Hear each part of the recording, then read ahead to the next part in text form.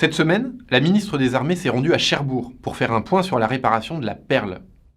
Souvenez-vous, en juin dernier, ce sous-marin nucléaire d'attaque avait subi un violent incendie lors d'une période de maintenance à Toulon. Heureusement, personne n'avait été blessé et les pompiers avaient fait un travail admirable, 14 heures durant, pour éteindre cet incendie. Les experts ont ensuite travaillé plusieurs mois pour évaluer l'intégrité de la coque et trouver une solution de réparation. La Perle est en effet le plus récent de nos sous-marins d'attaque et dispose encore d'une dizaine d'années de potentiel.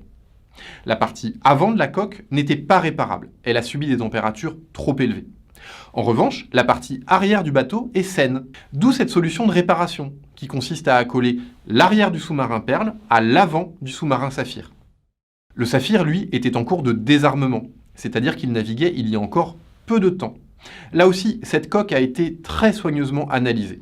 Aujourd'hui, les deux moitiés de sous-marin sont face à face. Il va falloir maintenant les souder, puis connecter à l'intérieur près de 200 câbles électriques et tuyaux. C'est ce qui va être fait dans les mois qui viennent. C'est une opération délicate que peu de chantiers navals maîtrisent dans le monde. Mais c'est une technologie que connaît bien Naval Group, qui fabrique ainsi les sous-marins neufs, en soudant les tronçons de coque au fur et à mesure de leur fabrication. Ensuite, si l'opération se déroule correctement, le sous-marin rejoindra Toulon d'ici la fin de l'année pour terminer son arrêt technique, interrompu lors de l'incendie. Et la Perle sera de nouveau opérationnelle en 2023.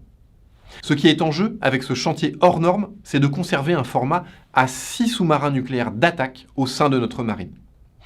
Verdict dans quelques mois, et en attendant, bon travail aux 300 personnes engagées sur le chantier.